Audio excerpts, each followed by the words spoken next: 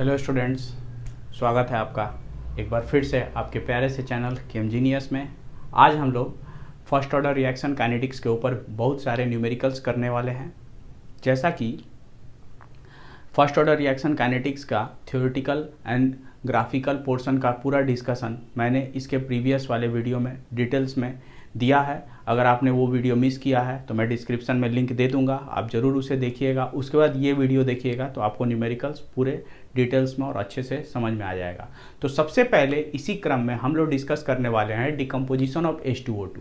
H2O2 जो है वो सेल्फ डिकम्पोज हो जाता है because H2O2 highly light sensitive होता है। ठीक है, जैसे ही H2O2 जिस कंटेनर में रखा गया है उस कंटेनर के ढक्कन को अगर हम खोलते हैं तो वो आसानी से सेल्फ डिकम्पोज होकर वाटर एंड ऑक्सीजन बनाता है। तो H2O2 टाइम टू टाइम कितना डिकम्पोज हुआ और कितना अनरिएक्टेड बचा, ये हमें समझने के लिए हमें H2O2 को KMnO4 के साथ टाइम टू टाइम टाइट्रेट करना पड़ेगा। दैट मीन्स हम क्या करेंगे कि एक फिक्स्ड अमाउंट ऑफ H2O2 को डिफरेंट टाइम इंटरवल्स में टाइट्रेट करेंगे। ठीक है, उसी कंटेनर से निकाल कर, और हम समझने की कोशिश करेंगे कि इनिशियली जो मेरा H2O2 था कुछ समय के बाद कितना H2O2 रह गया है। ठीक है, तो let us start our discussion.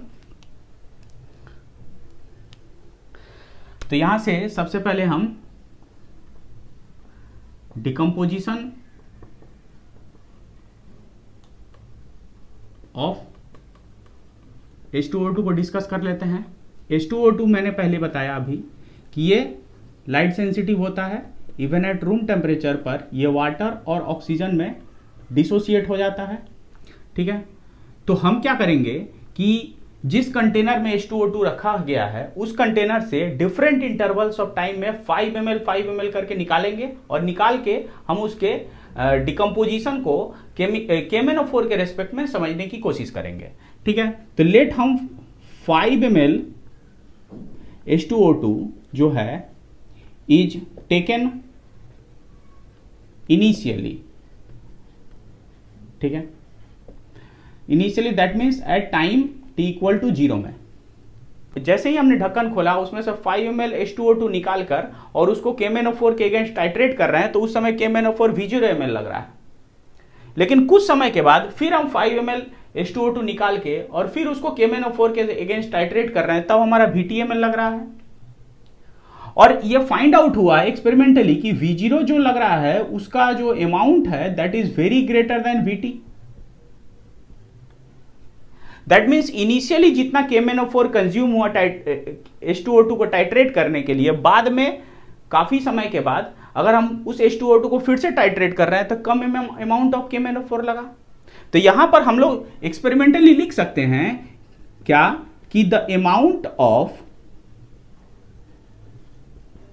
KMnO4 needed is directly proportional to the amount of H2O2 remain unreacted।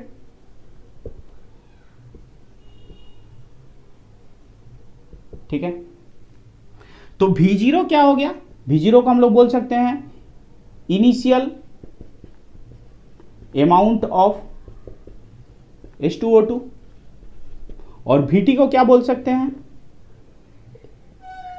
The amount of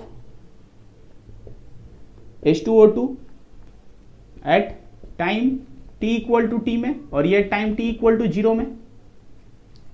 ठीक है, तो अगर हम फर्स्ट ऑर्डर रिएक्शन काइनेटिक्स के अनुसार हम इसका रेट इक्वेशन लिखें तो क्या होगा? K is equal to 2.303 by T log initial activity by final activity. अब यही जो इक्वेशन आया है, ये इक्वेशन को यूज करके हम लोग H2O2 के डिकम्पोजिशन वाला कोई भी न्यूमेरिकल्स आसानी से कर पाएंगे, जहां पर V0 हो गया initial amount of KMnO4 that is required for titration of H2O2, और VT हो गया final amount of KMnO4 that is required for decomposition of H2O2 after time t, provided कि हमने सेम अमाउंट ऑफ H2O2 दोनों बार में ही लिया है उसी कंटेनर से। हमने ढक्कन खोल दिया है और उसके बाद इनिशियली जैसे ही ढक्कन खोला उसका 5 ml लिया, टाइट्रेट किया, ढक्कन ओपन ही रखा, फिर मैंने उसमें से 5 ml लिया, तब तक तो ढक्कन ओपन है, तो उसमें तो लाइट सेंसिटिव है, तो डिकम्पोज होगा तो फिर H2O2 का जो अमाउंट है, अनरिएक्टेड H2O2 का अमाउंट कम हो जाएगा, और वहां पर फिर KMnO4 भी कम अमाउंट में लगेगा। बात समझ में आई? अब इसको देख लीजिए। अब इसके ऊपर हम लोग एक न्यूमेरिकल्स करते हैं, आप इसको नोट डाउन कर लीजिए। तो नाउ स्टूडेंट्स, ये हमारा डिकम्पोजिशन ऑफ H2O2 के ऊपर एक न्यूमेरिकल्स है। ये न्यूमेरिकल्स में क्या बोल रहा है? बोल रहा है ये कि to calculate the rate of decomposition of H2O2 in aqueous solution, A certain volume of H2O2 solution is titrated against KMnO4 at different time intervals. The observations are given below.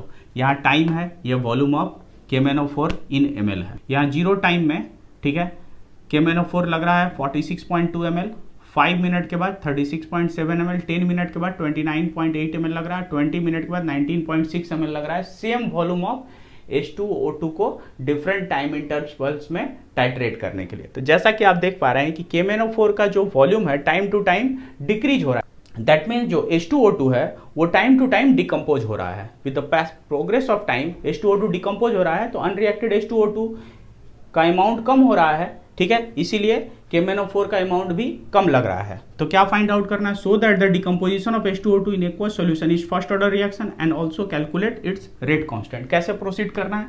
यहाँ पर सबसे पहले हमको प्रोसीड करने के लिए, यहाँ पर सबसे पहले V0 कितना है?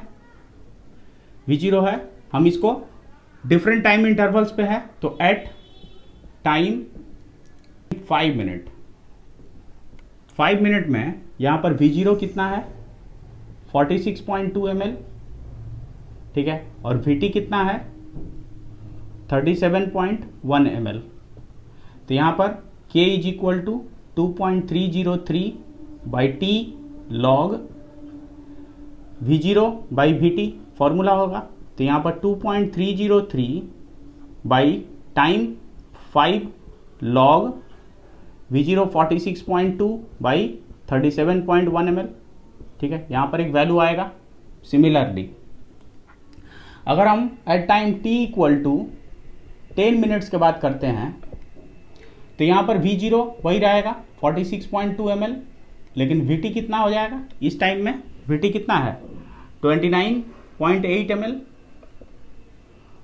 ओके। और यहाँ से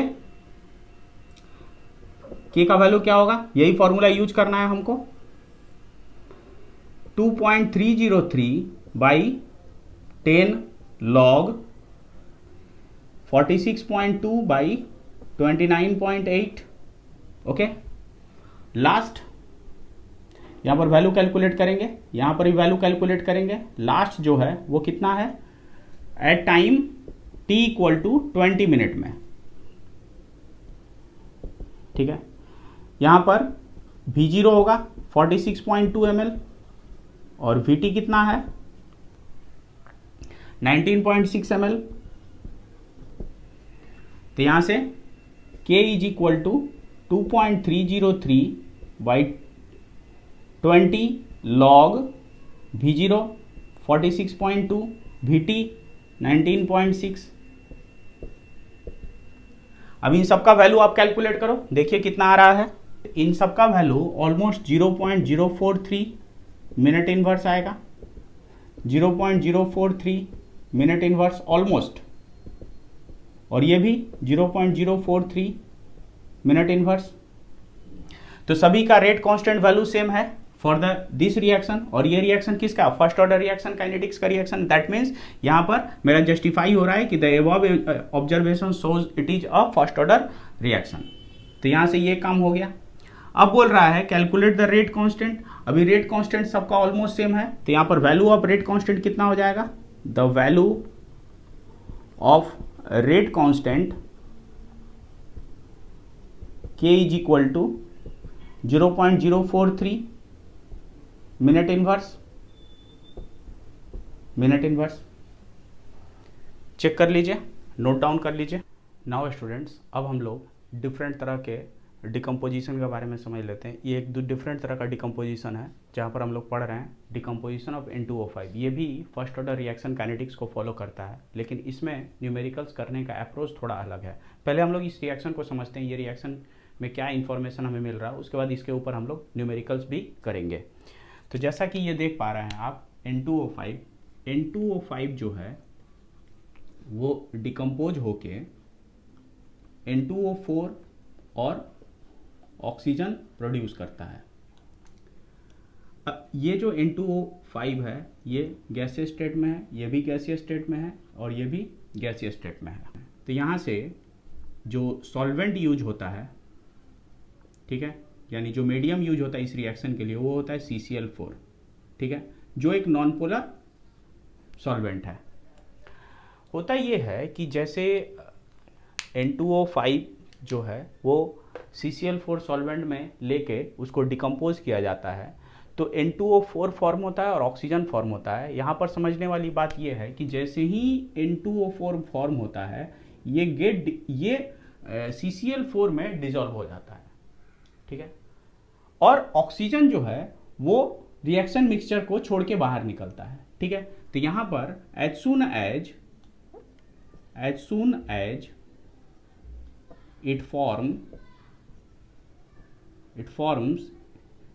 it get dissolved in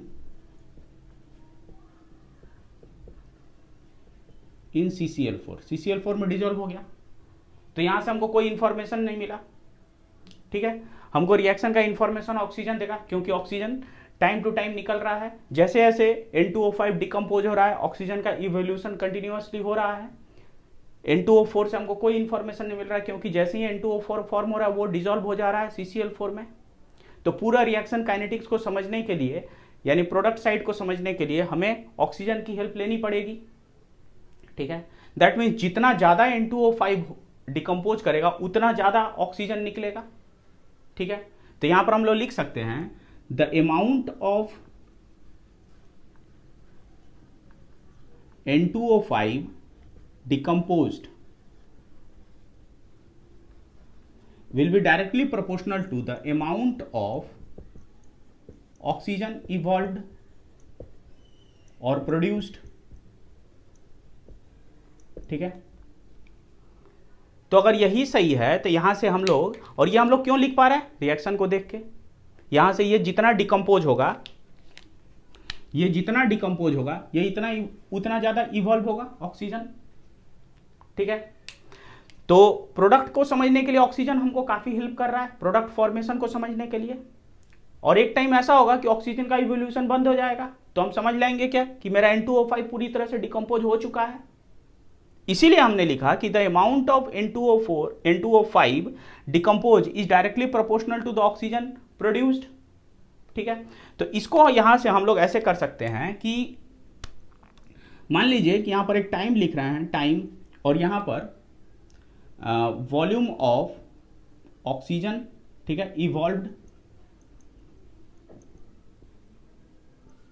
तो at time t equal to 0 में, ठीक है, ऑक्सीजन नहीं निकला है, that means very beginning of the reaction. At time t equal to t में ऑक्सीजन निकला Vt अमाउंट, दैट मीन्स इतना अमाउंट N2O5 डिकम्पोज हुआ है। तो Vt is directly proportional to the amount of N2O5 decomposed, बोल सकते हैं। और at time t equal to final time से, फाइनल टाइम हमको मालूम नहीं रिएक्शन कब कंप्लीट होगा, तो लेट एट बी इंफिनिटी। तो यहां पर फाइनल ऑक्सीजन अमाउंट इंफिनिटी निकला, तो ऑब्वियसली समझ में आ गया कि जो इंफिनिटी होगा वो Vt से ज्यादा होगा, ठीक है। तो V इंफिनिटी क्या इंफॉर्मेशन दे रहा है, the total amount of N2O5 decompose. The total amount of N2O5 decompose that means total initially N2O5 कितना प्रेजेंट था। तो यहां पर क्या लिख सकते हैं, initial amount of N2O5 taken कितना था, ठीक है। अब इसको इतना नोट डाउन कर लीजिए। अब यहां पर फर्स्ट ऑर्डर रिएक्शन काइनेटिक्स को हम लोग चलाएंगे। यहां पर इतना अमाउंट डिकम्पोज हो गया, इतना अमाउंट इनिशियली प्रेजेंट है, तो आफ्टर टाइम t के बाद कितना अमाउंट N2O5 पड़ा रहेगा। तो therefore after time t the amount of N2O5 remain कितना होगा, V इंफिनिटी माइनस VT, इतना अमाउंट N2O5 का बचा रहेगा, ठीक है, V टाइम के बाद, क्योंकि इतना तो डिकम्पोज हो गया और टोटल अमाउंट V इंफिनिटी है, तो कितना बचा रहेगा, V इंफिनिटी माइनस VT। अब यहां पर हम लोग फर्स्ट ऑर्डर रिएक्शन काइनेटिक्स के इंफॉर्मेशन को चलाएंगे। यहां पे K is equal to 2.303 by T log initial activity by activity after time T. After time T activity कितना है, V इंफिनिटी माइनस VT, ठीक है। तो यहां से ये इक्वेशन से हम लोग आसानी से इस तरह के डिकम्पोजिशन को हम लोग समझ सकते हैं, ठीक है, जहां पर क्या हो रहा है कि हम लोग टोटल रिएक्शन को समझने के लिए ऑक्सीजन का हेल्प ले रहे हैं। जैसे जैसे ऑक्सीजन इवॉल्व हो रहा है वैसे वैसे हमको पता चल रहा है N2O5 डिकम्पोज हो रहा है और फाइनली ऑक्सीजन का इवोल्यूशन बंद हो जा रहा है। दैट मीन्स हम समझ पा रहे हैं कि N2O5 का जो डिकम्पोजिशन है वो पूरी तरह से खत्म हो चुका। दैट मीन्स जैसे ही हम ऑक्सीजन का इवोल्यूशन बंद हो जाएगा वैसे हम समझ जाएंगे कि मेरा N2O5 पूरी तरह से डिकम्पोज हो चुका है। बात समझ में आ गई, ठीक है। अब इसको नोट डाउन कर लीजिए, इसके ऊपर हम लोग न्यूमेरिकल्स करते हैं। नाउ स्टूडेंट्स, अब हम लोग जो है N2O5 के डिकम्पोजिशन के ऊपर एक न्यूमेरिकल्स कर लेते हैं। जैसा कि आप देख पा रहे हैं, क्या है numericals, the following data are obtained on decomposition of N2O5 in CCl4 at 44 degree centigrade. Time दिया है 20 मिनट में, volume of oxygen evolve 11.40, 30 minute में 15.53, 40 मिनट में 18.50 और इन्फिनिटी टाइम में 34.75। दैट मीन्स कि जैसे जैसे N2O5 का डिकम्पोजिशन बढ़ते जा रहा है वैसे वैसे अमाउंट ऑफ ऑक्सीजन का इवोल्यूशन भी बढ़ रहा है और फाइनली इनफाइनाइट टाइम में maximum amount of oxygen evolve हो रहा है। दैट मीन्स N2O5 पूरी तरह से डिकम्पोज हो चुका है, जैसा हमने अभी थोड़ी देर पहले डिस्कस किया। तो इसको हम लोग कैसे सॉल्व करेंगे, क्या बोल रहा है, so that the above information follows the first order reaction kinetics. तो फर्स्ट ऑर्डर रिएक्शन काइनेटिक्स को फॉलो करने के लिए हमको ये इक्वेशन फॉलो करना पड़ेगा। K is equal to 2.303 by T log A by A minus X. यहां पर A क्या है, V इंफिनिटी है और A माइनस एक्स क्या है, वो होगा V इंफिनिटी माइनस VT, जो थोड़ी देर पहले हमने डिस्कस किया। तो यहां पर क्या होगा, K is equal to 2.303 by T log V infinity by V infinity minus VT, ये हमको फॉलो करना पड़ेगा, ठीक है। और यहां पर इतने सारे ऑब्जर्वेशंस के लिए अगर रेट कांस्टेंट का वैल्यू सेम आ रहा है, दैट मीन्स हम क्या आसानी से बोल पाएंगे कि यहां पर ये जो है फर्स्ट ऑर्डर रिएक्शन काइनेटिक्स को फॉलो कर रहा है सारा ऑब्जर्वेशंस, ठीक है। देखिए, तो यहां पर सबसे पहले यहां पर at time t equal to 20 minute में V इंफिनिटी कितना होगा, दिया है 34.75 ml और VT कितना दिया है 11.40 ml। तो यहां से ये इक्वेशन के अनुसार K is equal to 2.303 by T माने 20 minute log V infinity by V infinity minus VT, value put करेंगे 2.303 by 20 log V infinity 34.75 by 34.75 minus 11.40, ये वैल्यू कितना है आप कैलकुलेट करो। Similarly at time t equal to 30 minute में V infinity कितना होगा, सेम रहेगा 34.75 ml, VT कितना रहेगा 15.53 ml। तो यहां से क्या आ जाएगा, K is equal to 2.303 by T, 2.303 by T माने 30 मिनट लॉग, यही इक्वेशन हम फॉलो करेंगे सब जगह। V infinity 34.75 by V infinity minus VT, तो V infinity 34.75 minus 15.53, okay. At time 40 minute में ठीक है। वी इन्फिनिटी कितना है 34.75 ml और वी टी कितना है 18.50। तो यहाँ से K is equal to same value यहाँ भी पुट करेंगे और फाइंड आउट करेंगे क्या हो रहा है। K is equal to 2.303 by time 40 log V infinity 34.75 by 34.75 minus 18.50। सबका वैल्यू आप कैलकुलेट करो, देखिए आपको सबको सेम वैल्यू आएगा, आप कैलकुलेट करो। तो ये आएगा 0.0198 मिनट इनवर्स, ये आएगा 0.0197 मिनट इनवर्स और ये आएगा 0.0191 मिनट इनवर्स, मिनट इनवर्स, ठीक है। तो यहाँ से ऑलमोस्ट सभी का रेट कांस्टेंट सेम रहा है, ठीक है। 1919 सब में हो रहा है, that means this follows the first order reaction kinetics, ठीक है।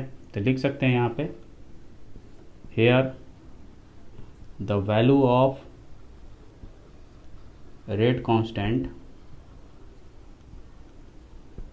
इन all observations are almost equal, ठीक है, for first order reaction, first order reaction, ठीक है। देख लीजिए इसको। नाउ स्टूडेंट्स, अब हम लोग समझ लेते हैं कि जो फर्स्ट ऑर्डर रिएक्शन काइनेटिक्स होता है, ठीक है, वो कांस्टेंट वॉल्यूम पर कैसे प्रोसीड होता है। इसके पहले जो हमने देखा वो कांस्टेंट प्रेशर पर देखा जहाँ पर वॉल्यूम चेंज हो रहा था। अभी हम लोग देखेंगे कांस्टेंट वॉल्यूम पर ये रिएक्शन कैसे प्रोसीड होता है, दैट मीन्स प्रेशर वेरिएबल होगा, प्रेशर चेंजेस होगा। तो यहाँ पर इसी क्रम में हम लोग सबसे पहले देख लेते हैं यहाँ पर डिकम्पोजिशन ऑफ Cl2O7। तो Cl2O7 कैसे डिकम्पोज होता है। Cl2O7 को हीट करेंगे तो यहाँ पर Cl2 प्लस ऑक्सीजन में डिकम्पोज होता है। तो यहाँ पर क्लोरीन क्लोरीन सेम है, यहाँ पर 7/2 बैठा देंगे तो ऑक्सीजन भी बैलेंस हो जाएगा, ठीक है। तो यहाँ पर इसको हमने क्या बोला है, कांस्टेंट वॉल्यूम पर हमको ऑब्जर्व करना है, दैट मीन्स प्रेशर वेरिएबल है। तो let at time t equal to 0 में, ठीक है, यहाँ पर इसका इनिशियल प्रेशर PI है, दैट मीन्स ये फॉर्म नहीं हुआ है। At time t equal to t में से ये फॉर्म हुआ तो इसका प्रेशर P और इसका प्रेशर 7/2 P स्टोइचोमेट्रिक कोएफिशिएंट के अनुसार। तो ये चेंज इन कितना हो गया, P माइनस ये होगा PI माइनस P। यहां से ये जो आया ये मेरा क्या आया, फाइनल प्रेशर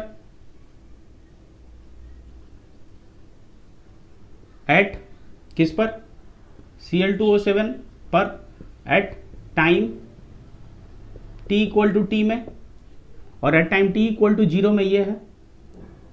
तो अगर हम फर्स्ट ऑर्डर रिएक्शन काइनेटिक्स वाली इक्वेशन को यूज करते हैं तो क्या हमारा मिलेगा,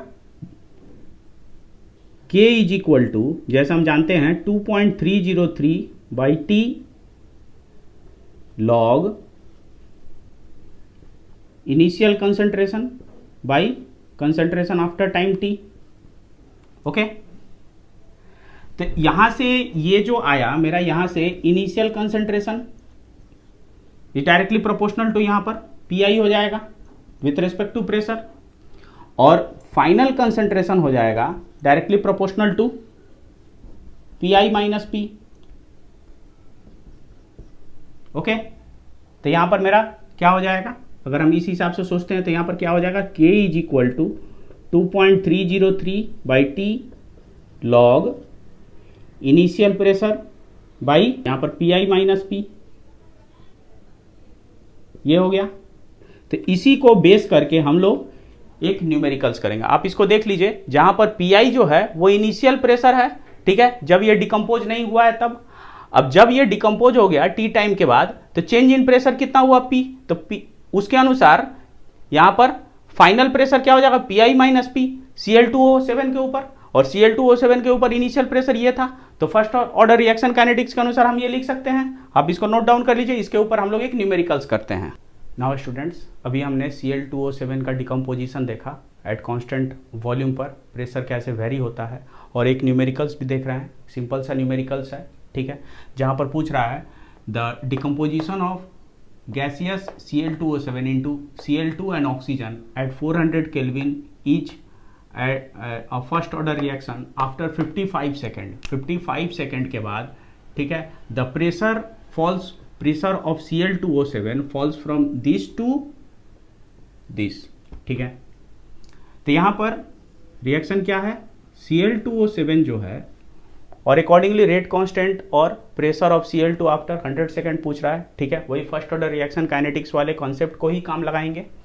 तो ये डिकम्पोज होके Cl2 एंड ऑक्सीजन फॉर्म करता है, ये 7/2 होगा। तो at time t equal to 0 में मैंने बताया था ये Pi होगा, ये फॉर्म नहीं हुआ है, और at time t equal to t में ये हो जाएगा Pi minus P, that means ये P फॉर्म हुआ, ठीक है, और ये हो गया 7/2 P। तो ये जो आया Pi माइनस P, ये क्या आया, ये PT है एक्चुअली, जहां पर ये आफ्टर टाइम t के बाद का प्रेशर है Cl2O7 के ऊपर। तो यहां से K is equal to 2.303 by T log Pi by PT लिख सकते हैं, ठीक है। Pi माइनस P के जगह PT लिख सकते हैं। तो यहां से मेरा क्या दिया है, प्रेशर कितना फॉल हो रहा है, 0.062 से 0.044। दैट मीन्स यहां पर Pi कितना है, यहां पर मैं लिखता हूं, यहां पर Pi कितना है 0.062 atm, और P फाइनल मतलब आफ्टर टाइम t के बाद ये कितना है 0.044 atm। तो यहां से क्या लिखेंगे 2.303 by T log Pi 0.062 by 0.044। यहां से आप वैल्यू कैलकुलेट करो। ये पहला इंफॉर्मेशन हो गया फर्स्ट का। दूसरा क्या पूछ रहा है, पूछ रहा है कि 100 सेकेंड के बाद इसके ऊपर क्या प्रेशर होगा। दैट मीन्स P जो फाइनल वाला है जो है PT जो है आफ्टर टाइम t, यहां पर t कितना है 100 सेकेंड, तो 100 सेकेंड के बाद कितना प्रेशर होगा, ठीक है, वो पूछ रहा है। दैट मीन्स क्या पूछ रहा है, यहां पर PT पूछ रहा है, ठीक है। तो यहां पर लिखेंगे, यहां से जो वैल्यू आएगा रेट कांस्टेंट का वो यहां पुट करके अकॉर्डिंगली कैलकुलेट करेंगे। तो यहां पर K इज इक्वल टू 2.303, हमको टाइम कितना दिया 100 सेकेंड, लॉग यहां से Pi बाई PT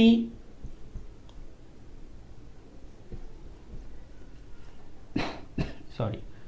तो यहां से K का वैल्यू यहां से मिलेगा, और यहां पर मैं वैल्यू पुट कर देता हूं बाई 100 लॉग Pi तो चेंज नहीं हुआ है, Pi यही है 0.062, PT कैलकुलेट करना है, ठीक है। पहले यहाँ पर K का वैल्यू कैलकुलेट करिए, यहाँ पर K का वैल्यू पुट करके PT निकलेगा, करिए आप। तो यहाँ पर वैल्यू कितना आ जाएगा 6.23 into 10 to the power -3 second inverse, और यहाँ पर ये K का वैल्यू पुट कर देंगे 6.23 इंटू 10 टू द पावर -3। यहाँ से सॉल्व आउट करेंगे तो PT का वैल्यू आएगा 0.033 atm। देख लीजिए आप, सेम वही फर्स्ट ऑर्डर रिएक्शन काइनेटिक्स का ही कंसेप्ट लगाना है कि इतने टाइम के बाद कितना कंसंट्रेशन बचा रहेगा, कितना रिएक्शन हुआ, ये सेम वही देख लीजिए आप। Now students, that's it for the today's class. आज हमने 3 डिफरेंट तरह के टॉपिक्स के ऊपर न्यूमेरिकल्स किया, जहाँ पर हमने देखा कि डिकम्पोजिशन ऑफ H2O2 कैसे स्टडी किया जाता है, डिकम्पोजिशन ऑफ N2O5 कैसे स्टडी किया जाता है, एंड डिकम्पोजिशन ऑफ Cl2O7 कैसे स्टडी किया जाता है। यहाँ पर Cl2O7 थोड़ा सा डिफरेंट तरह का इक्वेशन है, जहाँ पर हम देख पा रहे हैं यहाँ पर वॉल्यूम कांस्टेंट है, प्रेशर वेरिएबल है, लेकिन जहाँ पर डिकम्पोजिशन ऑफ H2O2 था और डिकम्पोजिशन ऑफ N2O5 था, वहाँ पर हमने देखा था कि यहाँ पर जो है प्रेशर कांस्टेंट है, वॉल्यूम वेरिएबल है। वॉल्यूम के रेस्पेक्ट में हमने सारी चीज़ें मेजर की थी। तो ये थोड़ा आप ध्यान में रखिएगा कि प्रेशर के से रिलेटेड न्यूमेरिकल्स आएगा तो कैसे करेंगे, क्योंकि वो सारा फर्स्ट ऑर्डर रिएक्शन काइनेटिक्स के अनुसार ही हो रहा है। ठीक है, तो that's it for the today's class. मिलते हैं नए वीडियो में नए टॉपिक के साथ, तब तक बाय।